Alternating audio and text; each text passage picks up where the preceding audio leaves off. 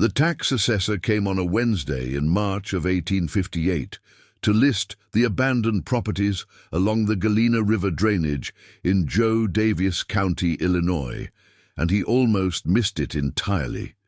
He had ridden 4 miles from the county seat with a leather satchel of property forms and the particular patience of a man who spent his working life cataloguing the wreckage of other people's ambitions. The river country in northwestern Illinois was good land, limestone bluff country with timber and creek drainage and soil that produced well when a person stayed long enough to work it properly. The trouble was staying.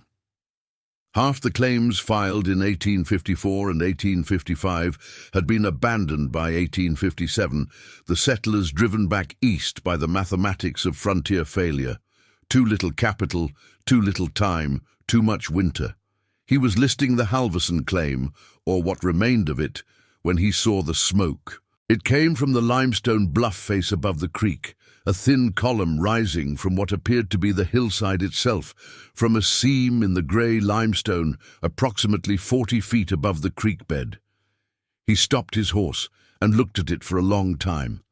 Smoke rising from solid rock. He rode along the creek until he found the path, which was not a path exactly, but a series of boot prints in the March mud, pressed deep in a pattern that said, "Regular use," someone walking this route every day for months. He followed the boot prints up the bluff face and found, set into the limestone, at a point where the bluff jutted out and the rock face ran vertical, a door. It was a proper door, not a hatch of salvaged boards, not a canvas flap. A door of split oak planks fitted into a timber frame set into a stone opening, hung on iron hinges with a wooden handle on a leather latch. The stone around the door frame was not natural. It was mortared limestone, dry-laid and faced, running back into the bluff face on both sides of the door to a depth of at least 4 feet.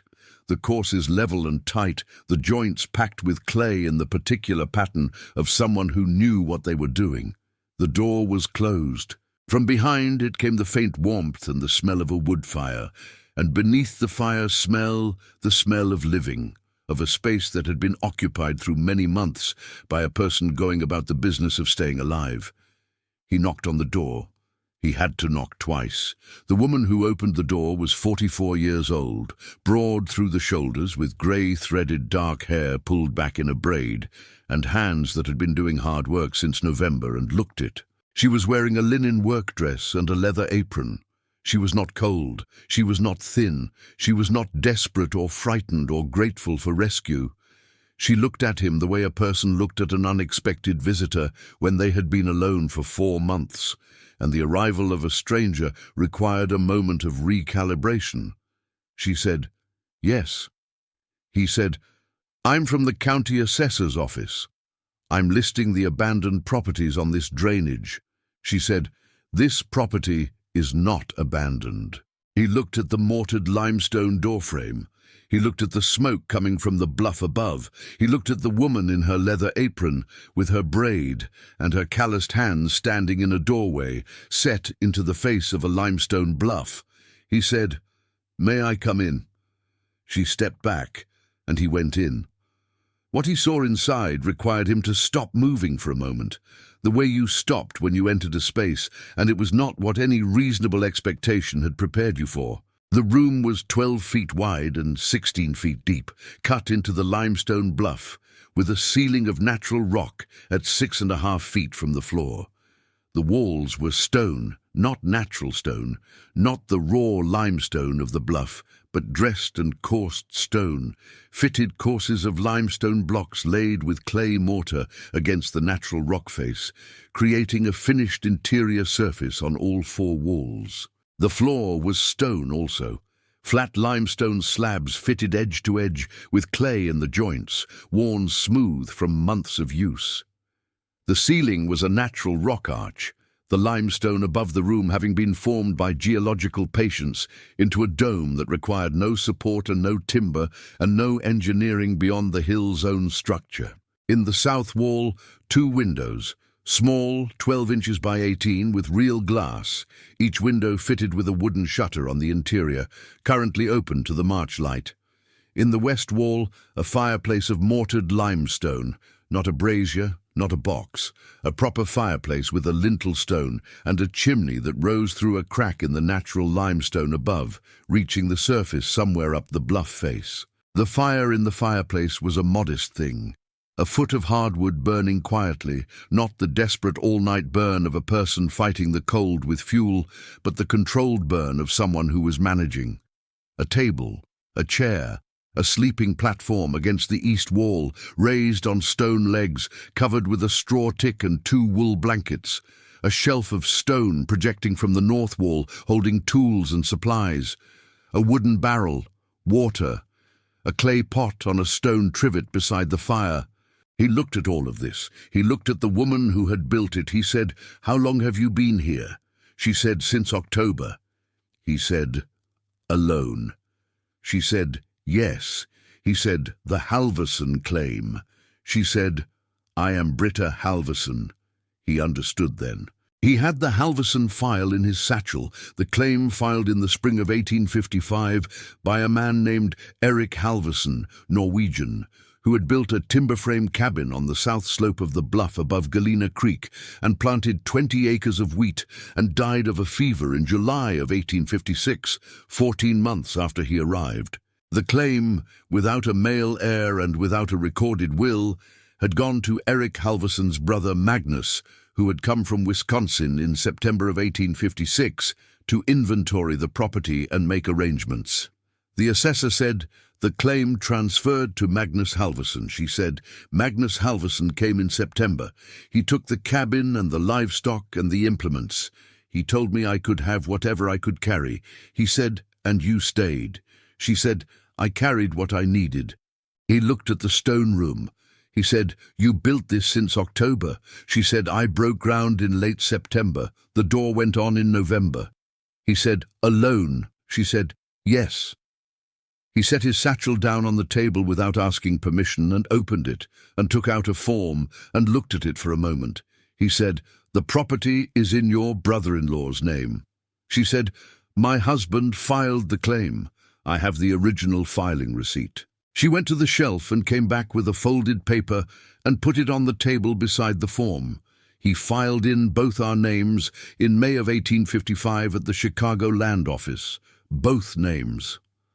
I was not aware that a husband's death removed a wife's name from a joint filing.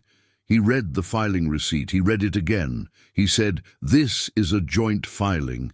She said yes. He was quiet for a moment.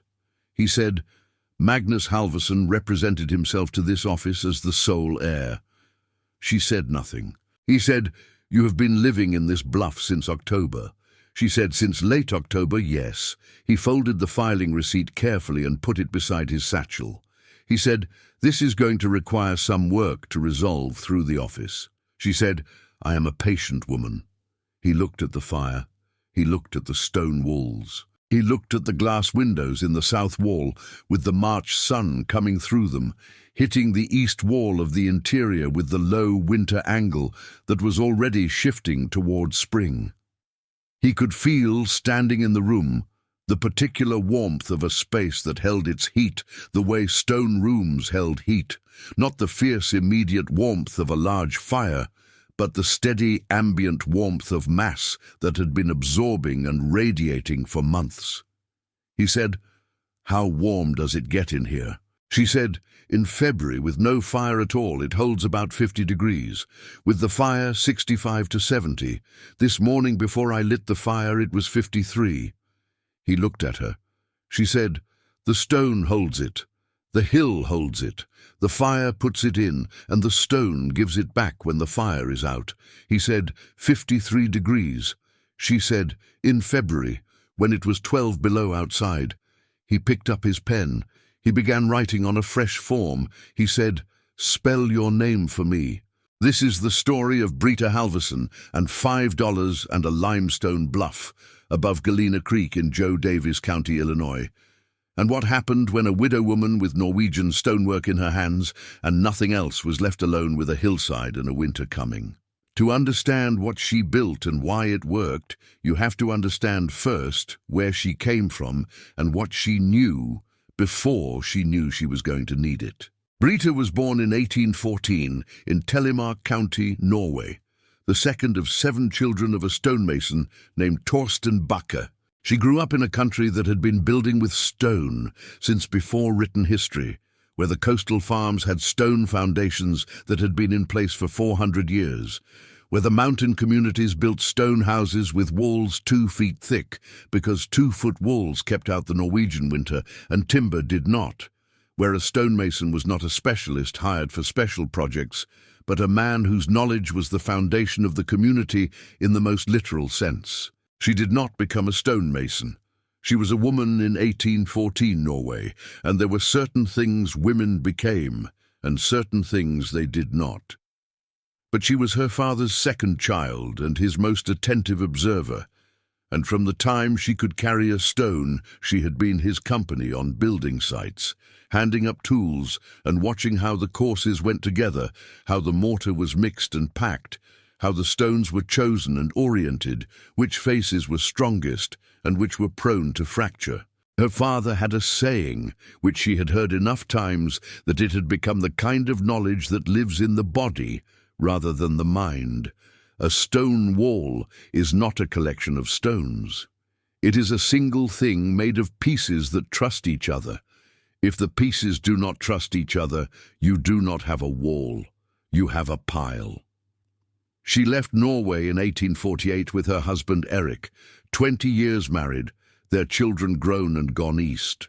They came to Illinois by the immigrant route, New York to Chicago, to the lead mining country of Joe Davis County, where Norwegians had been settling since the 1830s and where the limestone hill country felt, to people from Telemark, like something they recognized.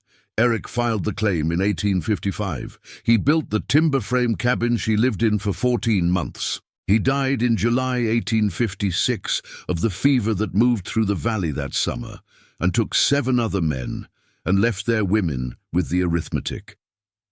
Erik was a good man. He was not a stonemason. He built what he knew, which was timber, the way Norwegians in America built timber, because timber was what America offered in quantity. He did not build what Britta knew, which was stone, because stone was slow and stone was heavy, and there was always something more urgent on a frontier claim than the slower, heavier version of the thing you were building. She had watched the cabin go up in 1855, and she had watched its walls and thought what she always thought about timber frame construction in cold country, which was that a timber frame wall was an argument with the winter that the winter was going to win eventually, because timber warped and shrank, and the gaps appeared in places you could not predict.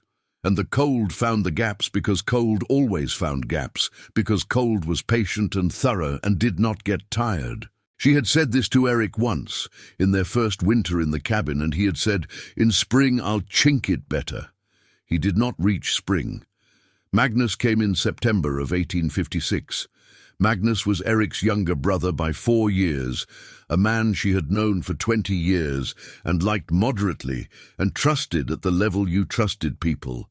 You knew moderately. He came from Wisconsin with his wife and 3 children in a wagon, and he looked at the claim and the cabin and the 2 horses and the milk cow and the 20 acres of planted wheat, and he looked at Britta, and his face showed the calculation happening. She watched the calculation happen. She was not surprised by it. She was 42 years old, and she had been watching the calculations of men who needed land and saw a woman standing on it for long enough that she could identify the calculation at distance without needing to be told the result. Magnus said, "Erik always meant for this to come to family if something happened." She said, "Erik filed the claim in both our names." Magnus said, "That's a joint filing between husband and wife. With Erik gone, the claim goes to the nearest male heir."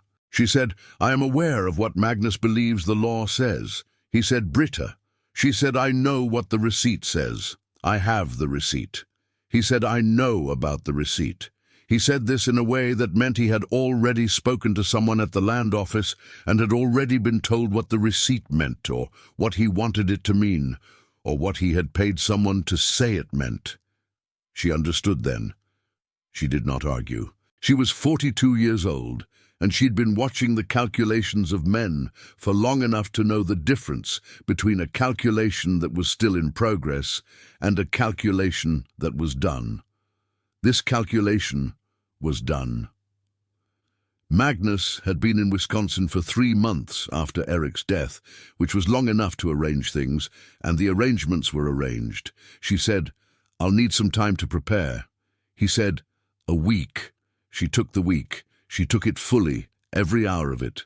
She thought about the filing receipt, and she thought about what it said, and she thought about whether there was a county assessor's office, and whether the assessor was a man who read documents carefully. She put the receipt in her dress pocket and kept it there. She thought about the winter. The Galena River country had winters that the Norwegian in her recognized. Cold that came in November and stayed until March, temperatures below zero for weeks at a stretch, wind off the river valley that found every gap in a timber wall and worked through it. She had survived one winter in Eric's cabin, burning through nearly all the wood he had cut the previous autumn, sleeping under 4 wool blankets, still cold in the mornings, still cold in the evenings. She thought about the limestone bluff above the creek. She had been looking at it since the spring of 1855. It was unavoidable to look at, a 40-foot face of grey Silurian limestone running along the south side of the claim property for 200 yards, its base cut by the creek, its face showing the horizontal bedding planes of the rock in clean lines, like the courses of a wall already laid. In Norway, she would have recognized it immediately for what it was. In America, she had been looking at it for 14 months, through the lens of a woman who had more urgent things to think about, and then Eric had died, and then Magnus had come, and she was standing in the week she had been given, and the bluff was standing across the creek from her, and she was looking at it the way her father had looked at a building site before he began to plan. The bluff had a natural alcove. It was not a cave exactly, not the kind of cave that went back into the hill. It was an overhang, a point where the rock face jutted out at approximately 12 feet above the creek level, and then the face below the jut was recessed inward, protected from the weather above by the overhanging rock, open at the front to the south and east. The alcove was roughly 18 feet wide and 12 feet deep and 8 feet high at the back, where the natural rock rose from the floor. 12 feet above the floor of the alcove, the overhang began. The overhang's face angled back into the bluff, and it was in this natural crack that she could see, when she squinted, the daylight coming through from above at an angle. A natural chimney, not a perfect one, a workable one. She had $5. The $5 was what was left of the household cash, after the cost of the burial and the cost of the wheat seed she had bought in the spring before Eric died, and the cost of the supplies from the Galena trading post that had been on credit and that she had paid off in August because she would not carry debt she could not see the resolution of. $5 and the filing receipt in her dress pocket and the week Magnus had given her. She spent the $5 on 3 things. A pound of cut-iron nails at the Galena trading post, 48 cents. A pair of iron door hinges, 60 cents. A pane of glass, 8 by 12 inches, 2 of them, at 72 cents each. The nails and hinges were for the door she was going to build. The glass was for the windows she was going to cut into the south wall. The rest of the $5, $3.28 she kept because there was nothing else she needed that she could buy. Everything else she needed was in the limestone bluff across the creek from the cabin she was about to leave.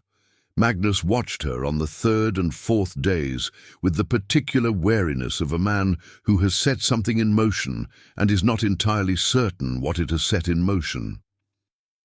He watched her carry tools to the bluff face, the cold chisel and the 3-pound hammer Eric had used for splitting fence posts, the broadaxe, the draw knife, the trowel. He watched her begin working at the face of the limestone with the cold chisel, and he watched her work without desperation, without haste, with the regular rhythmic attention of someone who had done this kind of work before and knew the pace it required. He said, "What are you building?" She said, "Somewhere to live." He said, "You cannot live in the hillside." She said, "I lived in a hillside for the first 12 years of my life." She said this without looking up from the chisel work. In Telemark, "The house my father built was half into the hill." He said nothing. She kept working. He left on the 7th day with the cabin and the livestock and the implements and her week, and she was alone with the bluff and the tools and $5 of which she had spent $1.80. She had 6 weeks before the first hard frost. She needed to work every hour of the daylight. The first task was the floor. The alcove floor was raw limestone, uneven, with a 2-inch fall from north to south that she needed to level. She chiseled the high points down, spending the first 2 days entirely on the floor, working in a pattern from the back wall forward, using the cold chisel to take off the high spots and the broadaxe to rough level the worst areas. The limestone dust was fine and white and coated everything, and the work was loud in the alcove, the ring of the chisel on the stone carrying down to the creek below and back up the bluff face. On the 3rd day, she began the walls. The natural alcove had 3 walls, the rear limestone face of the bluff and the 2 side walls where the bluff curved inward to form the alcove. She was not building walls from nothing.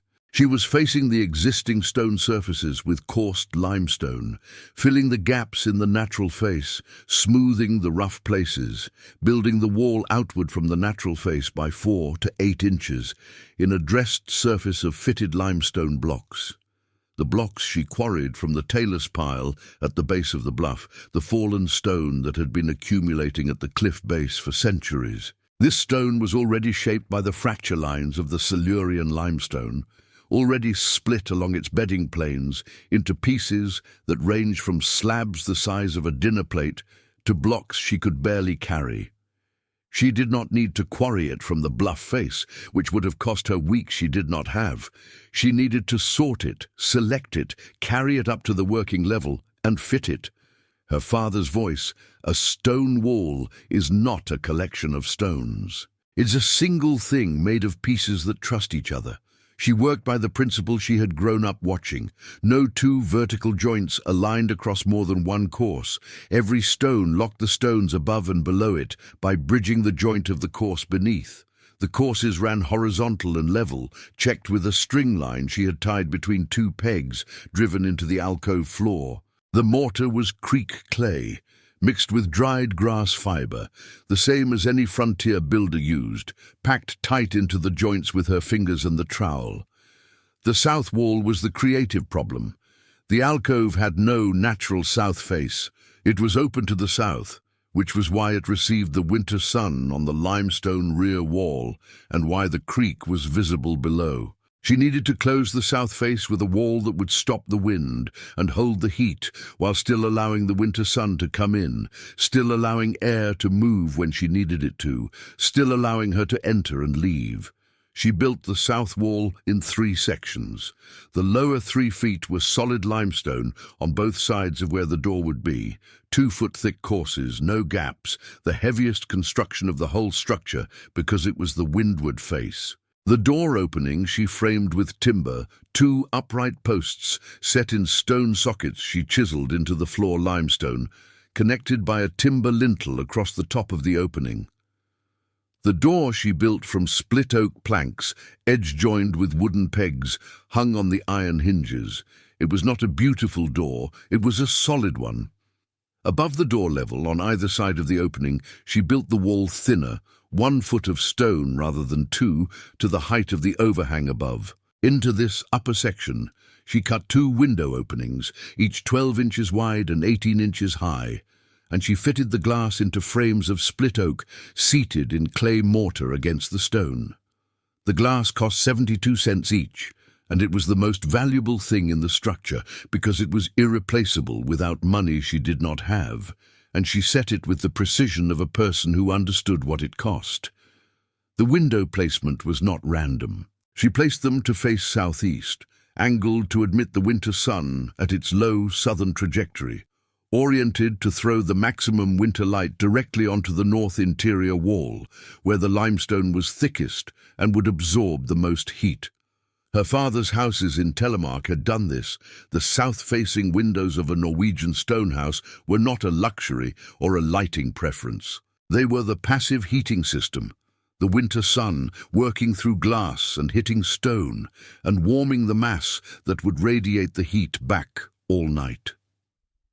She had grown up in rooms that were warmer at midnight than they had been at noon, because the stone remembered the afternoon. The ceiling problem was solved by the bluff itself. The overhang above the alcove was not a flat ceiling. It was an arched limestone curve, the rock folded by geological process into a natural vault that spanned the alcove width and was self-supporting in a way that no timber ceiling could have matched.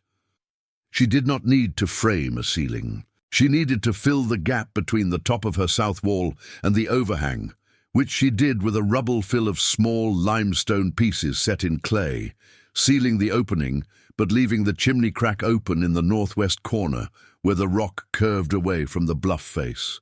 She built the fireplace last. It went against the north wall, the massive rear limestone face of the bluff itself, the full depth of the hill behind it. The firebox she constructed of the flattest pieces of limestone she could find, setting them on edge to line the inside of the firebox, creating a surface that could withstand direct fire without spalling. The lintel was a single slab of limestone, 2 inches thick and 20 inches wide. The largest piece she had moved, carried from the tailor's pile in a rope cradle that cost her 2 hours to rig, and one morning to drag up the bluff path. The chimney was the natural crack in the overhang rock. She widened the bottom of it by 3 inches with the cold chisel, cutting a throat that would draw the fire smoke up through the limestone and out to the bluff surface above. She tested this with a small fire of pine shavings on the 7th day of October, crouching in the half-finished room and watching the smoke. The smoke moved toward the chimney crack and rose through it and came out above on the bluff face, 12 feet up. She sat back on the stone floor and felt the warmth of the test fire reflecting off the north wall behind the fireplace. The north wall was the bluff itself, 20 feet of solid limestone hill, the same temperature as the Earth's deep heart, 54 degrees, 55, the temperature that did not change because the hill was too large and too old to be moved by a season. She pressed her hand flat against the north wall beside the fireplace opening. The stone was cool. 54 degrees felt cool when the air outside was 45, but it was not cold, and she had lit one fire for 20 minutes, and already she could feel from the front face of the fireplace liner the beginning of heat absorption, the limestone drawing in what the fire was offering. She thought, give this wall 3 weeks of fires. Give it 3 weeks of all-day fires and see what it is then.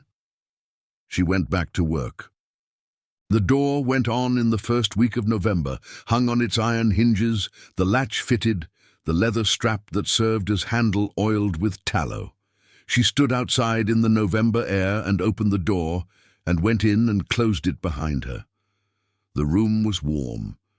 She had been building fires in the fireplace for 2 weeks, not large fires, working fires, the kind that burned while she worked and went to coals when she left. The limestone north wall had been receiving heat for 2 weeks, and it was holding it and giving it back, and the room held, on that November morning, 58 degrees without any fire burning. 58 degrees in November in northern Illinois, against a 28-degree morning outside with no fire. She stood in the middle of the room and pressed her hand to the north wall and said in Norwegian something her father had said to her when she was 8 years old and had helped lay the first course of a stone house in Telemark and had watched the wall rise and had asked why they were doing it the hard way when timber was faster. He had said, "The hard way is the warm way. The wall you build in a week will last a season. The wall you build in a month will last a century. and the wall that lasts a century will be warm in every winter of it. She had remembered this for 36 years and had not built a stone wall in any of them. She was building one now. She needed food. The supplies she had taken from the cabin smokehouse when Magnus left were a calculation she had made in the same mental arithmetic as the firewood. How much could she carry? How long would it last? What could she supplement?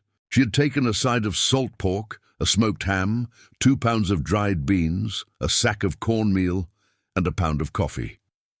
She had carried these in 2 trips and stored them on the stone shelf against the interior north wall. The creek provided water. The Galena River country provided, along the creek bottom, the small game that had always provided for people who knew how to set snares and where to set them. She had been setting snares since she was a girl in Norway, a knowledge that girls were not supposed to have, but that she had from her father, who had taught her the way he taught her the stonework, not as formal instruction, but as the casual transmission of knowledge between a man who found his best company in the child who was most curious. The snares caught rabbits 3 times in the first week and twice in the second, and once the carcass of something larger, a groundhog that had not fully hibernated yet, thin but adequate. She roasted the meat over the fireplace and stored what she did not eat immediately on the cold stone shelf. She went to Galena once in November. Galena was the county seat, 5 miles east on the Creek Road, a town of some size by frontier standards, with a post office and a land records office and a courthouse and 3 general stores, and the particular social texture of a lead mining town that had been in place long enough to develop opinions about things. She went for 2 reasons. The first was to deliver a letter she had written to the county assessor's office, which described the joint filing on the Halverson claim and enclosed a copy of the filing receipt she had made by pressing the original against a wet piece of clay to capture the impression. The letter was written in English, carefully, in the precise script of a woman who had taught herself to read and write English 3 years before she expected to need it. The second reason was the land records. She wanted to know what Magnus had filed and with whom, and what it said, and whether the assessor's office had recorded a transfer. What she found in the land records was that Magnus Halverson had filed a transfer of claim in October of 1856, describing himself as the sole heir to Eric Halverson's estate, and the claim as a single-name filing. He had obtained a notarized statement from a Wisconsin justice of the peace, attesting to his status as sole male heir. She looked at this document for a long time. Then she looked at the original filing receipt, which clearly showed both names, Eric Halverson and Britta Halverson, joint claimants, filed May 14th, 1855. She asked the records clerk who was on duty that day whether he had compared the joint filing receipt with the transfer document when Magnus filed. The records clerk was 23 years old and had been at his job for 4 months, and looked at her with the expression of a man who was considering whether to be offended by the question. He said, "The transfer was notarized." She said, "I understand the transfer was notarized. I am asking whether it was compared against the original joint filing receipt." He said, "That would not be standard procedure." She said, "I see." She put the receipt back in her pocket. She said, "I have submitted a letter to the assessor. I expect it will be reviewed."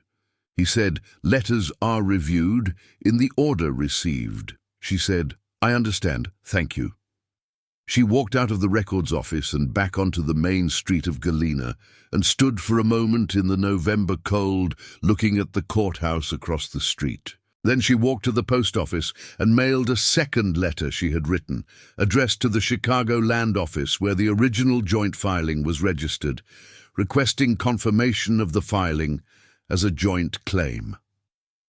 Then she walked the 5 miles back to the bluff. December.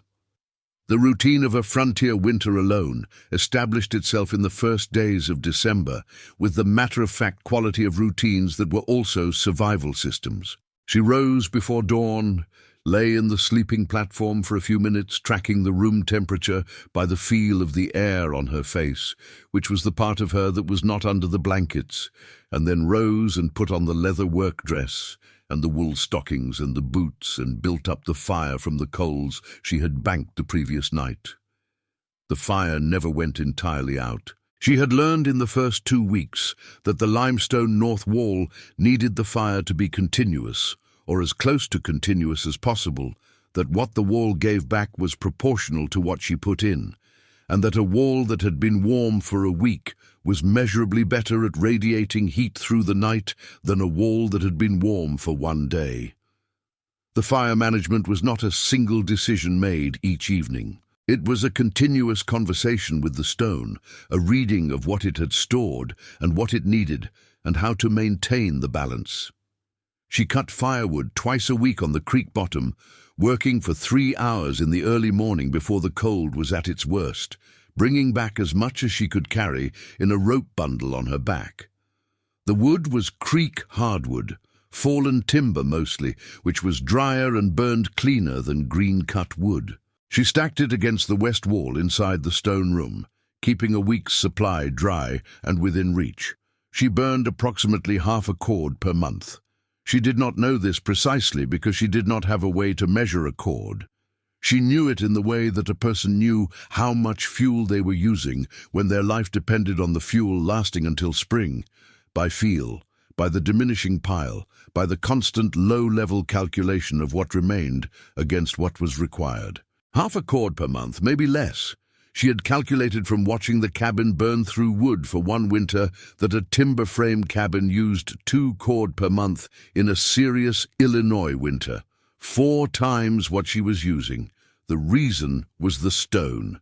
She spent 1 evening in December trying to put into words what she understood about it, writing in the journal she had been keeping since the claim filing in 1855, writing in Norwegian because Norwegian was the language her thoughts moved in when she was not performing them for someone else.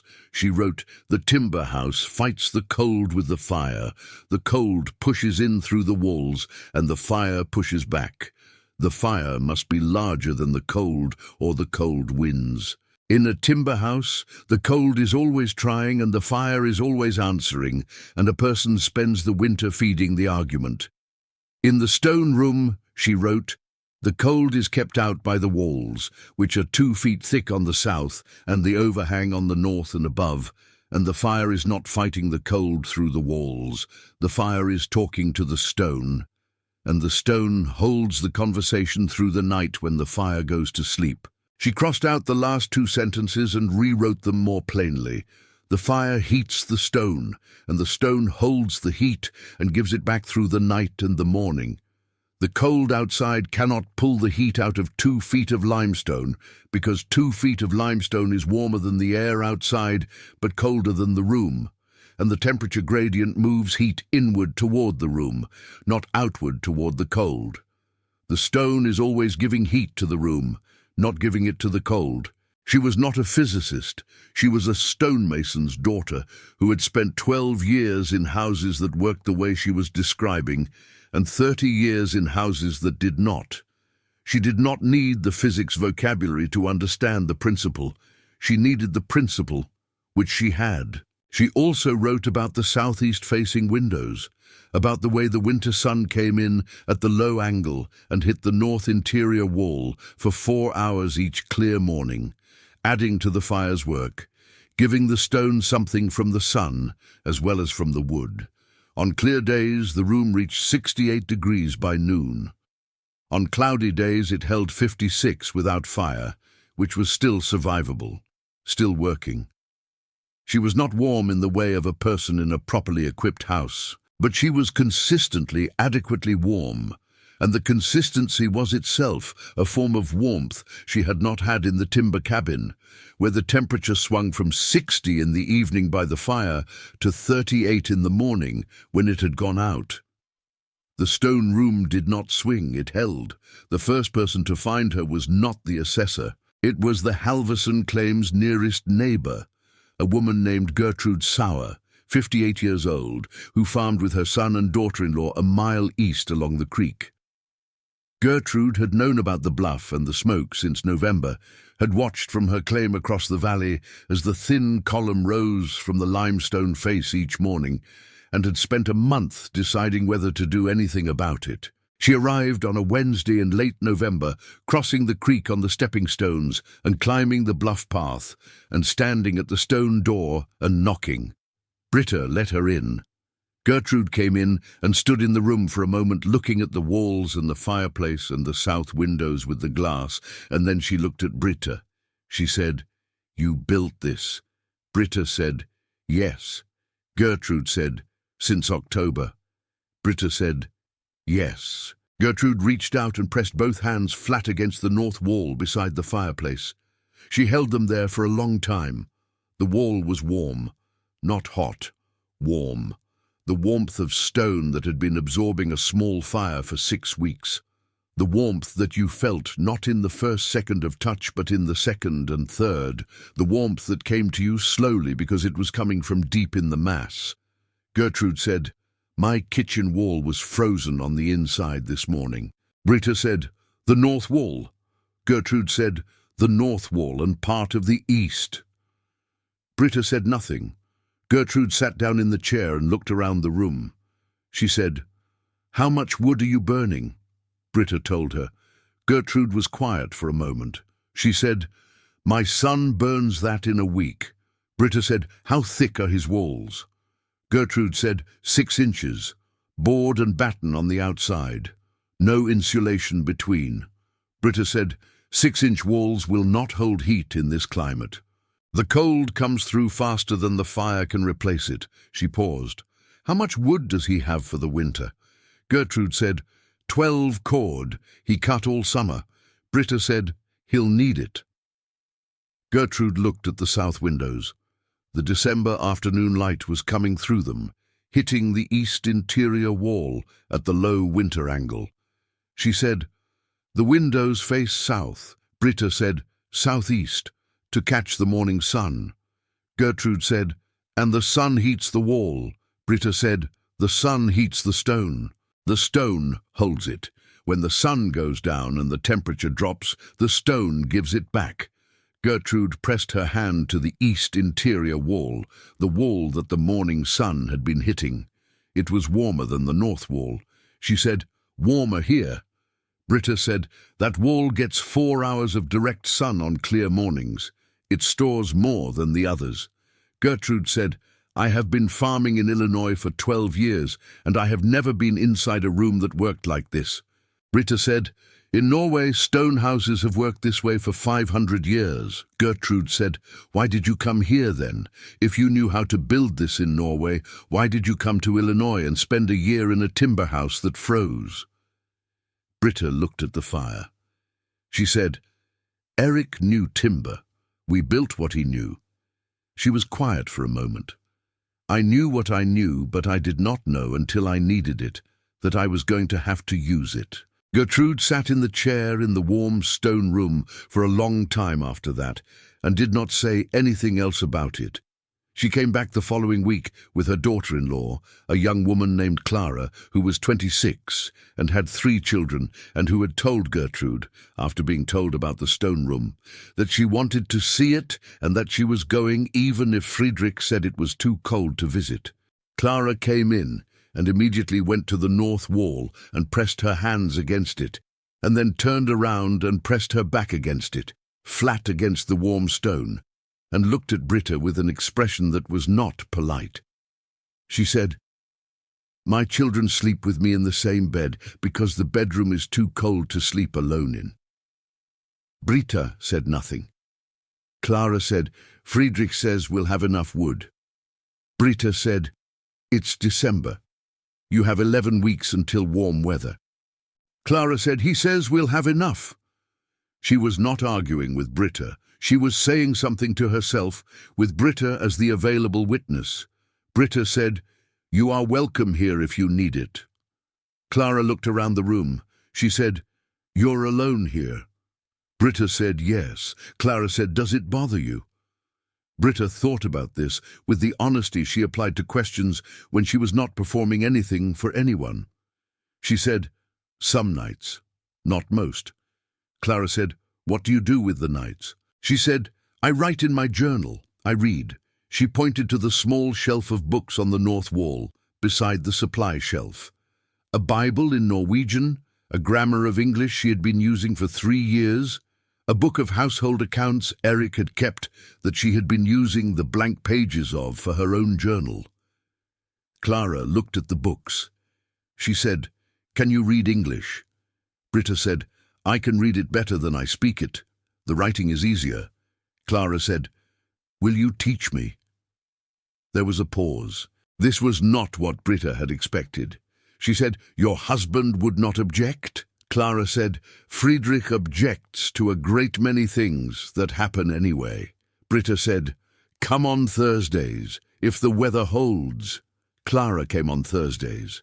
She was a quick learner, the kind of person who learned fast once they decided to. She brought her eldest child on the second visit, a boy named Albert, who was 5, and who immediately sat down on the stone floor beside the fire and began asking questions about the room in the way 5-year-olds ask questions, which was continuously and without apparent awareness that questions had a social context. He asked, "Why is the floor made of rocks?" Britta said, "Because rock is warmer than wood." He said, "Wood is warm by the fire." She said, "Yes, but only near the fire. Rock is warm everywhere because it holds the heat and shares it through the whole floor." He pressed his hand flat on the stone floor. He held it there. He said, "It is warm." She said, "Yes." He said, "Is it warm far away from the fire?" She said, "Go check." He went to the far corner of the room, the northwest corner, the coldest place in any room. He pressed his hand on the stone floor there. He held it for a long time. He said, "It is warm here too." She said, "Yes." He came back and sat down by her chair. He said, "How does the warm get all the way there?" She said, "It travels through the stone. Stone does not keep the warmth in one place. It shares it." He thought about this. He said, "Like water through the ground." She said, "A little like that, yes." He was quiet for a moment, satisfied.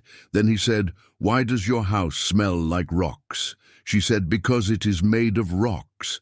He said, "I like it." January came, the way January came in Joe Davis County, which was without ceremony and without hesitation. The temperature dropped below 0 for the first time on January 3rd and stayed below for 12 days, interrupted by 2 days of relative warmth in the teens, and then dropping again to -14 on the morning of January 15th, which was the coldest morning of the winter. On January 15th, at 7 in the morning, before the fire had been rebuilt from the overnight coals, the temperature in the stone room was 49 degrees, -14 outside. 49 inside, 63 degrees of difference between the stone room and the January morning. Britta checked this with the thermometer she had borrowed from Gertrude Sauer in December, which Gertrude had given her because she said she preferred not to know precisely how cold she was. It was a mercury thermometer in a wooden case, and it read 49 degrees with the certainty of a precision instrument. She wrote 49 degrees in her journal. She wrote the outside temperature and the difference. She wrote, "The wall is delivering." She wrote this in Norwegian and then wrote it again in English, practicing. She built the fire, and the room reached 62 by mid-morning and held there through the afternoon. She went out at midday to cut firewood, bundled in every wool layer she owned, and spent an hour on the creek bottom before the cold drove her back. The outside air at -14 was a different kind of cold from what she had lived in a timber house through, where the cold came at you from all directions because the walls were letting it in. Out here in the open, it came from the air. You came inside and the walls stopped it. The firewood she carried back was enough for 3 days if she managed it carefully, which she would. The knock on the door came on January 20th. She had been inside for 2 days, managing the fire, reading the English grammar, writing in her journal, doing the small maintenance tasks that a stone room required through a winter. repacking the clay mortar in the window frames where it had dried and cracked in the low humidity of the cold, checking the chimney drawer with a burning piece of paper held to the fireplace throat, making sure the door hung true in its frame. The knock came at mid-morning. She was not expecting anyone. Gertrude had come on the 16th in the brief warmth and would not come again until the cold broke. Clara had not been on Thursday because the cold had been too severe for the walk with the children. She opened the door. Magnus Halvorsen was standing on the bluff path in a heavy wool coat with a scarf over his face against the cold. He was alone. He was large, as Eric had been large, with his brother's build, but not his brother's ease with the world, the build of a man who had always been sure of his size and had confused this with being sure of himself. He had frost on his beard, and his eyes were cold, not from the weather. She said nothing. He said, "I got a letter from the county assessor's office." She said, "I expected you would." He said, "They are reviewing the claim transfer." She said, "I expected that also." He said, "Britta." She stepped back from the door and did not invite him in and did not close it. She stood 2 feet back from the threshold and looked at him. He said, "Can I come in?" She said, "No." He said, "It's cold." She said, "Yes." He was quiet for a moment. He said, "You cannot stay in a hillside in January." She said, "I am staying in a hillside in January." He said, "It isn't decent. A woman alone in the hillside in January." She said, "I was decent in October when you told me to leave, and I am decent in January.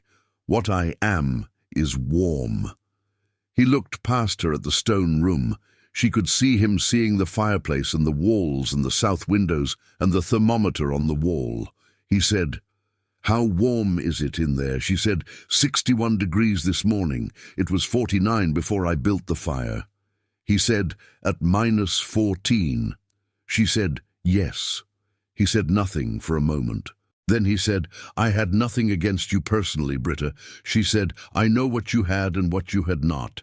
He said, "Eric didn't have a will." She said, "Eric and I both signed the filing receipt. You knew this." He said nothing. She said, "You have children in Wisconsin." He said, "Yes." She said, "Are they warm?" He said, "We managed." It was hard. She said, "I know what managed hard feels like. I managed hard in a timber house for 1 winter." She looked at the stone walls around her. She said, "I am no longer managing hard." He looked at the room. He said, "I built a good cabin on that claim. You could have had the cabin." She said, "You took the cabin. You took the livestock and the implements and the wheat seed and the stored food, and you took the cabin." She was not angry when she said this. She said it the way she would have said any true thing. "You gave me a week, and I used it." He said, "You built this in 3 weeks." She said, 6 weeks.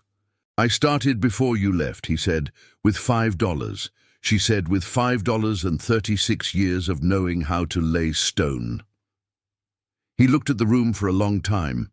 Then he looked at the woman standing 2 feet back from the threshold of a door she had built in the face of a limestone bluff in Joe Davis County, Illinois, at the end of his arithmetic and outside it. He said, "The assessor's office is going to sort this out." She said, "Yes." He said, "It may take time." She said, "I have time. I have a warm place to wait." He left. She watched him go back down the bluff path and across the creek stepping stones and up the other side, and she did not close the door until he was out of sight. Then she closed it and turned back to the room and sat down in the chair and put her hands flat on the stone floor on either side of it. The floor was warm. She'd been here for 3 months, and the floor had absorbed 3 months of fire and 3 months of the winter sun through the southeast windows and 3 months of the hill's own heat, and it was 55 degrees at the cold end of the room and 60 at the warm end. She sat in that warmth for a while. Then she picked up the English grammar and went back to work. The assessor's review took 11 weeks. It was completed in the first week of April, when the thaw was coming and the creek was running high and the bluff face above the stone room was dripping with snowmelt. The assessor himself came this time, not the clerk. He came with a copy of the original joint filing from the Chicago Land Office, which had responded to her letter in February with confirmation and a certified copy of the joint registration document. The assessor's name was Harold Fenwick, 45 years old, a man who had been in the county records office for 15 years and who had, in those 15 years, encountered a number of situations in which the law and the equitable thing were not the same situation. He came into the stone room and put the documents on the table. He looked at the room with the assessing eye he used on every property he evaluated, and then he put the evaluation aside and just looked at it the way he had looked at it in March, the way you looked at something that was not what you expected.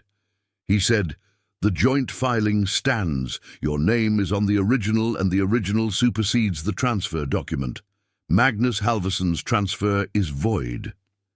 Britta said nothing for a moment.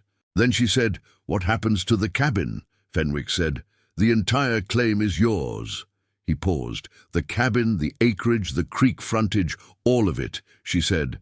"And Magnus," Fenwick said. "He filed a false transfer, which is a matter for the county clerk to address." She paused. "He may face consequences or he may not. That is not my office," she said. "He has children in Wisconsin." Fenwick looked at her. He said, "You are more generous than most people would be in your position." She said, "I am not generous, I am practical. If Magnus is prosecuted, he has nothing and his children have nothing, and none of that returns me anything I need. If he is not prosecuted, he still has nothing from my claim because the claim is mine. I prefer the outcome where people are not destroyed over the one where they are, as long as the result is the same." Fenwick looked at her for a long time. He said, "You are an unusual woman, Mrs. Halvorsson." She said, "I am a Norwegian stonemason's daughter who has been sitting in a warm room for 5 months while lawyers sorted out what the paperwork said." She stood up and put the kettle on the stone trivet by the fire. She said, "Would you like coffee?" He stayed for an hour. He drank his coffee and looked at the room and asked questions about the construction, and she answered them. He asked about the chimney and the limestone crack, and she explained the drawer and the testing process. He asked about the wall thickness, and she explained the thermal mass principle in the same plain language she had used with Gertrude and Clara and the boy Albert, who had asked about the warm traveling through the stone. He said, "Have you built stone before?" "Before this?" She said, "I grew up watching it built. I had never built it myself." He said, "This is your first structure." She said, "My first in America." My hands remembered what my eyes saw. He asked, "How much did you spend?" She said, $1.80 on nails and hinges and glass. The filing receipt cost nothing. The stone was on the ground. The mortar was in the creek. The work was mine. He said, $1.80 and the work of your hands," she said, "and the hill. The hill is most of it." He set down his coffee cup. He said, "When I came in March and found this place, I have to tell you honestly, I have not been able to stop thinking about it since." She said, "Why?" He said, "Because I spend my work life listing properties that failed. People who came west and built something, and it cost them more than it gave, and they went back east, and I catalogue what's left." He paused. "And I have been thinking since March about what it is, exactly, the difference between what you built and what they built." She said, "They built what they knew from where they came from. It was often not what the land here required." He said, "And what you built?" She said, "I built what the land here was already providing. I put a door on what the hill was already doing." He looked at the north wall, the limestone of the hill itself, behind the fireplace. He said, "The hill was doing it with or without you." She said, "The hill was at 54 degrees in January, with or without me. I came inside it." She paused. "The people who failed built against the hill, or ignored the hill, or did not see the hill as something that could be used. They built what they knew in a place that required something they did not know." He said, "And you knew." She said, "My father taught me." He picked up his satchel. He stood up. He said, "The deed transfer will be filed by the end of the week. I will have a copy sent to you." She said, "Thank you, Mr. Fenwick." He went to the door. He stopped. He said, "There are families in this county who are going to have a hard time keeping warm next winter." He said it to the door, not to her. "The timber supply on the creek bottoms is running low, and the coal is not yet coming in from the east in quantities that make it affordable. There are going to be cold houses in this county next winter." She said, "Yes." He said, "If a person wanted to show others how to build what you built," she said, "bring them. Bring anyone who wants to understand. I will show them what I know." He nodded without turning around. He went out the door and down the bluff path. She sat down in the chair and put her hands flat on the stone floor. She had the claim.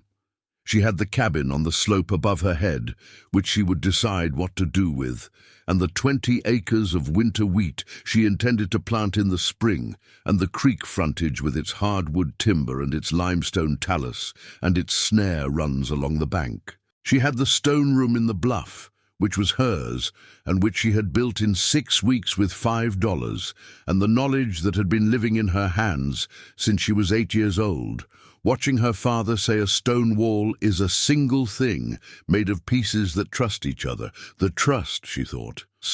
She. That was what he had meant all those years ago. And she had understood the technique, but not the meaning, until she was standing in November in a stone room she had built alone, and she felt the north wall giving back the heat it had stored, and understood that the wall trusted her. The wall was doing its part. She had done hers. The pieces trusted each other, and together they were a single thing. She went to the shelf and took down the journal and opened it to the first blank page. She wrote in English, "Spring is coming, the claim is mine, the work begins." She wrote under that, "The room is warm." She underlined the second sentence twice because it was the truest thing she had written in months, and she wanted to remember that it had been true through the hardest part. If this story changed how you think about what $5.36 years of inherited knowledge can build, hit that like button now and subscribe to this channel. Drop a comment below and tell me where you're watching from. I want to know this. Have you ever used something you learned from a parent or grandparent years before you understood why you were learning it, and then one day reached into that knowledge because you needed it and found it still there, exactly as it was left? Because what Britta Halverson built in that limestone bluff above Galena Creek was her father's knowledge, carried across the Atlantic for 30 years, waiting in her hands for the moment she needed it. Tell me about yours. I read every comment. The stone room in the limestone bluff above Galena Creek stood for 64 years after Britta Halverson built it in the autumn of 1857. It was modified over the years. The south wall rebuilt higher in 1863, a second window added to the west in 1871. The fireplace enlarged and fitted with a proper iron crane for cooking in 1879, when Britta decided the brazier she had been using was no longer adequate for winter preserving. By 1880, it was not called the stone room, or the bluff shelter, or the cave.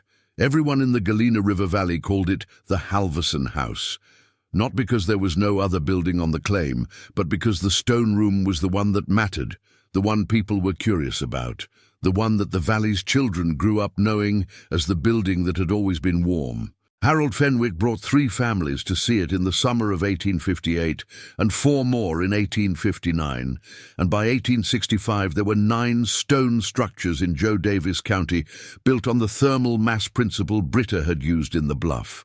Not all of them as well built as hers, not all of them as warm, but all of them built with the understanding she had given their builders. The hill wants to hold heat. You go inside the hill's temperature and you add your fire to what the hill already provides. You do not fight the winter through a 6-inch wall.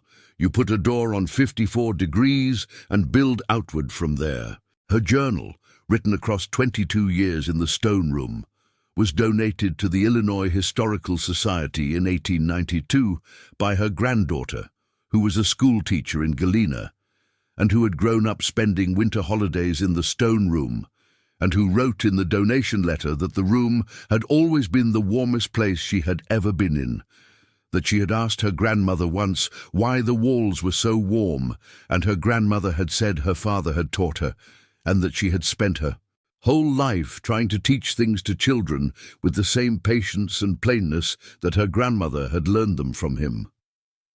The journal was 41 pages in a mixture of Norwegian and English, and it contained, on the 14th page, the entry from the morning of January 15th, 1858, minus 14 outside, 49 inside, the wall is delivering.